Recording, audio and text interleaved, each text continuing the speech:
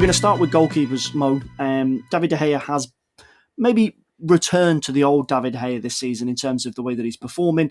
He's been really, really important for United in what's been a difficult season, and particularly looking at 2022. And just some of the numbers are worth delving into to just remind ourselves about how good David De Gea is. So before we look at some of the options, David De Gea deserves some respect. Put some respect on his name because he is very important for United, and it's not necessarily certain that he'll be moved out this summer.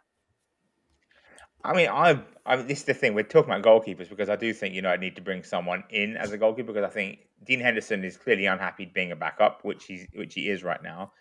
Tom Heaton and Lee Grant are they're there to, I don't even know why they're there. I think for quota reasons, probably nationality quotas.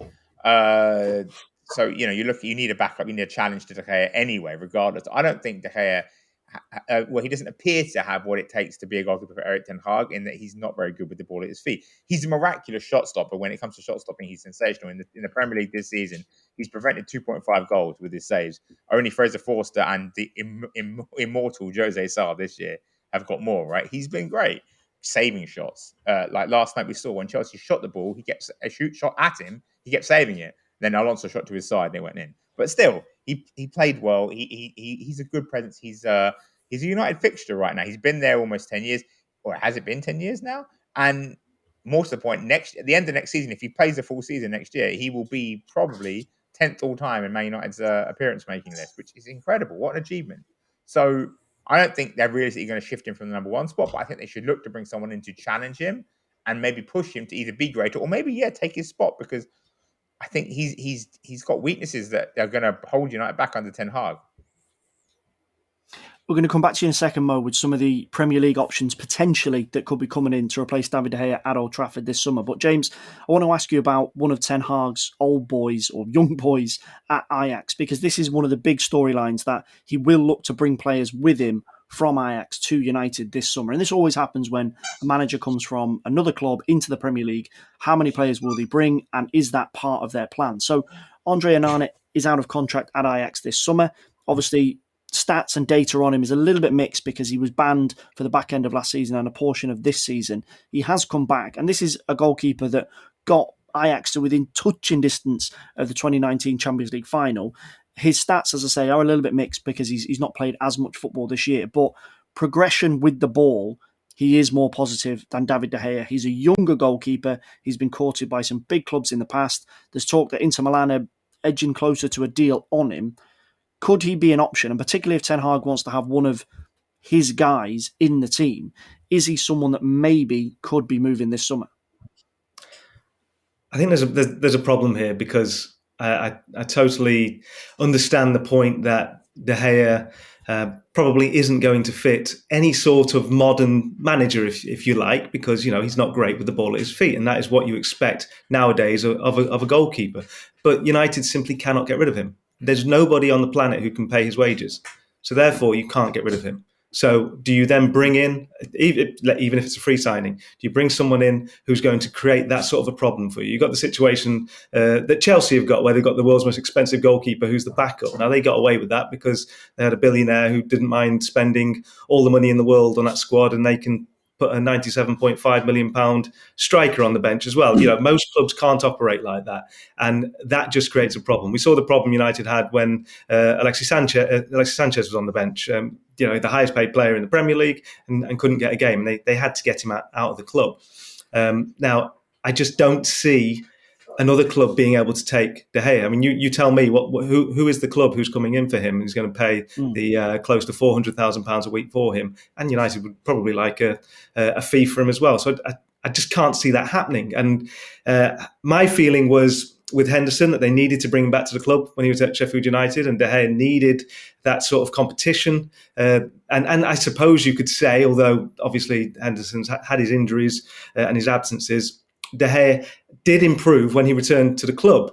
But on the flip side of that, I would say that it's in his history at United, De Gea has been at his best when United have been at their worst. And that is because he's a wonderful shot stopper. It's because he has amazing agility. And also, I think he's a goalkeeper who needs to be kept busy.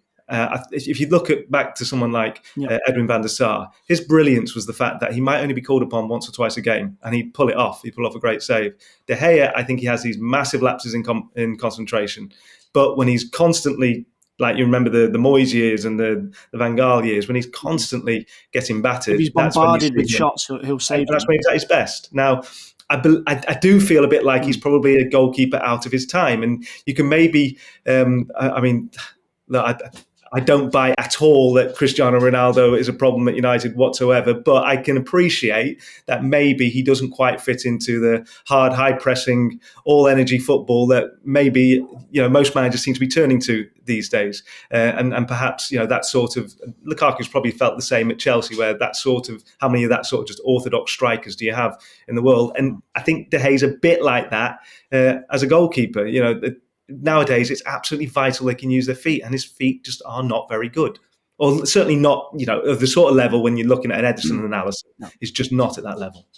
He's the Spanish Shea Given. Like he's like amazing shot stopper. But this is what I've been saying for years. Like like you say, he's a great shot stopper, but I don't think he organises his defence well either. As well, this is the thing. He's always rooted to his line when crosses come in. He looks petrified to leave it, and I think that's part of why United for years have had so much dysfunction in the team. Once the defensive pillars of Rio Ferdinand and Man Utd left the side, like new guys would come in, but it's like they weren't leaders in the same way that Rio and Vidic were, and De Gea definitely isn't a leader of that goal as well. But look, just to quickly go over, I do agree. I don't think they're going to shift him. I think, but they need to bring someone in to challenge him. I think Henderson is sick of the role now. He wants to go play somewhere, right? And also Henderson isn't great with his feet either, to be perfectly honest. But you look at two guys that stand at the Premier League for me are Illan Meslier at Leeds and David Raya at Brentford. And I think they're both really, really good. They've both attempted more passes per 90 in the Premier League than since the start of 2020 than David De Gea. Obviously, Raya's only played one season. Melier's played two. De Gea's played two. There are loads more touches per 90, but that's obviously a function of the way that those teams play. But it's a signal that they're more confident. Like Meslier has 44.59 touches per 90 since the start of 2020. David Raya has 51.4. De Gea only 27.61. So it's a clear sign that United aren't comfortable giving the ball to De Gea because they know he's not comfortable with it. But it's not just that, it's not just passing. Passing is huge, obviously, but it's also the fact that I think De Gea stays on his line too much. Crosses caught, right, since the start of 2020. Meslier 0.62 per 90. David Raya 1 cross caught per 90, right? De Gea 0.17. He stays standing on his line, and it makes his defender's job so much harder. They have to clear everything because he's not going to come and help them out. Still, think about how amazing Alisson is when Chelsea are under the cross. He just comes off his line, just grabs it, puts it in his arms, and it's like takes so much pressure off the defense. Thibaut Courtois does it for Real Madrid really well too. The best goalkeepers know how to do this because they dominate their area. They come and they grab the ball and they make it easier for their defenders to not have to clear everything, right? So I think they definitely need to bring in someone. I would suggest David Raya or Illan Meslier, but a goalkeeper that can play Ten Hag football, because what will happen is either De Gea will have to rise to the challenge or he will just have to drop out of the team. And I agree that it's a problem having the highest paid player on the bench and what have you, but ultimately, I think De Gea is enough of a competitor that he might just accept the challenge. And if you remember, Erik Steele, the old Man United goalkeeper coach, one of the reasons they bought De Gea in the first place was because he was good with his feet. Now, whether or not was he good with his feet just for that time, for 2011, I don't think so, because Van der Sar was good with his feet beforehand. I think it's just the lack of coaching, lack of structure. And I said Erik Steele left when Ferguson left, remember, in 2013. I think without that kind of coaching, I think De Gea's his footwork has really fallen off. I think if you push him, and especially if you bring in someone who can do what he can't do as the backup to challenge him, I think that will push him. I think he'll probably rise to the challenge and start being better with his feet, or he just won't be. And he'll, it's adapt or die, folks. It's modern football.